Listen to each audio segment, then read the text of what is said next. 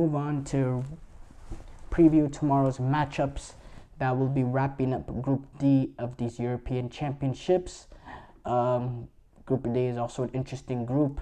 A little bit more simple group actually than Group C that we discussed earlier, and the fact that the last place team in this group has already been eliminated, so it makes this a little bit simpler preview in my opinion. I thought doing that preview was so difficult because there's just so many different quirks in there, but this is rather simple. There's 3 teams left. There's Netherlands, France, Austria, Poland. Netherlands play Austria, France take on Poland. Interesting games going on here.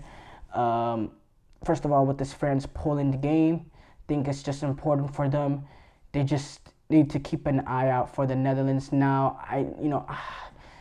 France, they've shown Didier Deschamps, he's rested. He's been willing to rest players in that final group stage game. What you saw, what he did against Tunisia, what he did against Denmark, the World Cup that they won against Tunisia at the last World Cup, he rested their players.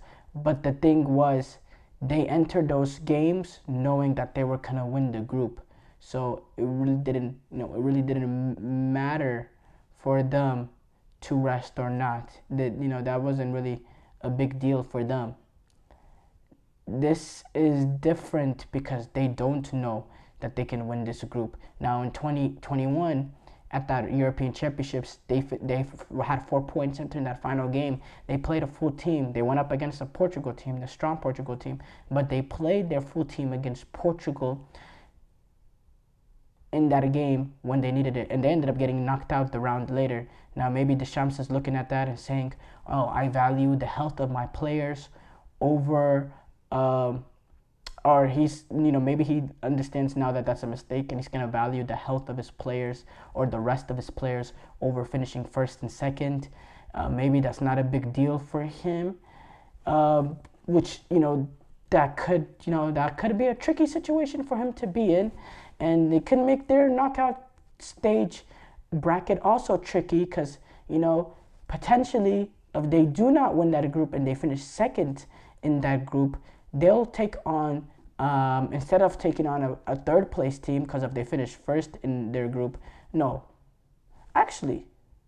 me get this straight. I'm mistaken.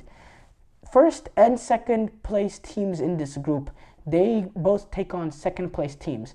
They'll either take on, so the difference between getting first and second is only the difference in group. Now the first place team in this group, they'll take on the second place team in Group F, which will be more likely than not Turkey. That's the first place. That is the first place team in this group. They'll probably be taking on Turkey. Now the second place team in this group, they'll more likely not probably take on, it's tied between Belgium, Romania, Slovakia, Ukraine. They can take on any of those 4 teams. So in terms of round of 16 matchups, finishing first or second, not the biggest deal in the world for any France or Netherlands. It does not matter. Now, if you're looking at it big picture, finishing first place could be an added initiative in the fact that you're gonna be on the other side of the bracket of Spain, Germany, Portugal. They're all on one side of the bracket. If you finish first place in the group, then you're gonna be on the other side, which that could be an initiative. But in terms of initial round of 16 ties, it doesn't matter much. So I think Didier Deschamps, he's gonna rest some of these players, in the fact that it doesn't make that big of a difference in the round of 16 matchup. But at the same time, you don't want to get put in that other side of the bracket, because that will potentially have Spain, Germany, Portugal, France, all in one side of the bracket, which will make it great for us as neutrals. But do France want to be in that kind of, do they really want to take on a Portugal, potentially, their potential route, if they finish second place, they could potentially, now this is like worst case in the world, if let's say Belgium finished second in the group, they could potentially have to take on Belgium in the 16th, round of 16, Portugal in the quarterfinals, Germany or Spain in the semifinals, and then they'll have to take on a final against whoever can get out of the other bracket. That is a really strong side that. So I'm interested to see whether the Deschamps values the rest of his players or getting out of that side of the bracket. But in terms of the initial round of 16 matchups, finishing first or second place within this group is not going to be that tricky. It's not going to be that big of a deal, the difference. Now, Netherlands taking on Austria. This is simple.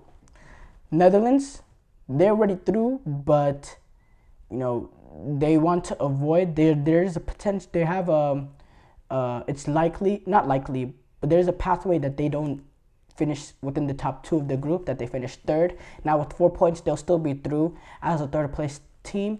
But again, you don't want to be a third place team taking on a group winner. So they're gonna want to get a result in this game. Now Austria in a tricky position in the fact that right now with the draw is good enough to get through.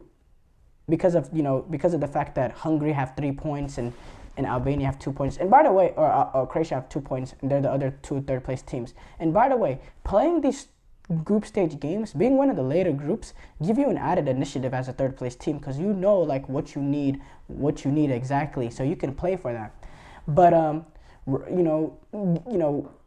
moving a point will be brilliant. That'll get them through. Now winning the game can get them through as a potential,